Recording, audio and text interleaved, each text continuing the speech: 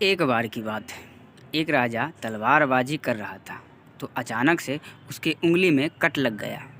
तो पास खड़े मंत्री अचानक बोल उठे, राजा साहब चिंता ना करें, जो होता है अच्छे के लिए होता है। यह सुनते ही राजा को गुस्सा आ जाता है। राजा उस मंत्री को कार्यगृह में बंद करने का आदेश दे देता है और बोलता है इसको फांसी पर चढ़ा दिया जाए। यह सुनकर मंत्री घबरा गया। उसने राजा से निवेदन किया, महाराज मैंने आपके यहाँ इतने वर्षों तक काम किया है, क्या आप मेरी अंतिम इच्छा पूरी नहीं करेंगे? राजा बोला, ठीक है, बताओ क्या है तुम्हारी अंतिम इच्छा? मंत्री बोला, कृपया मुझे 10 दिन का समय दीजिए, उसके बाद आप मुझे जो चाहे सज़ा दे दीजिए। राजा ने उसकी अंतिम इच्छा मान ली। राजा दूसरे दिन अपनी सैनिक के साथ जंगल में शिकार पर निकला। जंगल के बीच में राजा अपने सैनिक से बिछड़ गए और रास्ता भटक गए। रास्ता ढूंढते हुए राजा वनवासियों के बीच पहुंच गए, जो बलि देने के लिए किसी को ढूंढ रहे थे।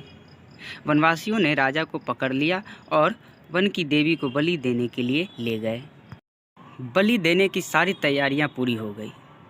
जैसे ही राजा को बलि देने के स्थान पर ले जाया गया, वहां खड़े बुजुर्ग की नज़र राजा की खंडित उंगली पर पड़ी।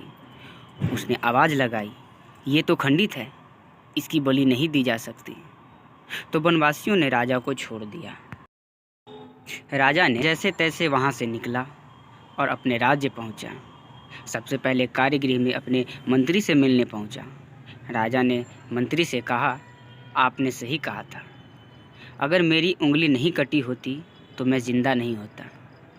यानी जो होता है वो अच्छे के लिए होता है। राजा ने फिर पूछा, मेरा तो फ़ायदा हुआ, लेकिन आपका कैसे फ़ायदा हुआ? मैंने तो आपको सज़ा दी। मंत्री बोला, मैं आपके साथ शिकार पर हमेशा रहता हूँ, उस दिन भी रहता, लेकिन मेरी उंगली खंडित नहीं होने के कारण मेरी बलि चढ़ जाती, इसलिए मेरे साथ भी जो हुआ अच्छा हुआ। राजा प्रसन्न हुआ, लेकिन छोटी सी बात पर मंत्री को सज़ा देने का दुख भी हुआ। इसलिए राजा ने मंत्री को कार्यगृह से निकालकर फिर से अपने साथ रख लिया।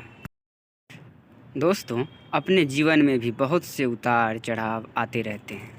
कभी कभी कुछ चीज़ें मन मुताबिक नहीं होती, इस कारण से कभी निराश नहीं होनी चाहिए।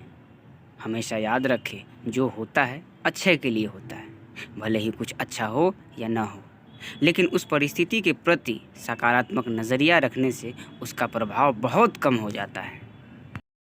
तो दोस्तों, कैसी लगी ये कहानी? मुझे उम्मीद है कि आपको पसंद आया होगा। तो कमेंट सेक्शन में लिख के बताइए, और ऐसे ही कहानी के लिए हमारे चैनल को सब्सक्राइब कीजिए। तो मिलते हैं अगली कहानी में, तब तक के लिए धन्यवाद।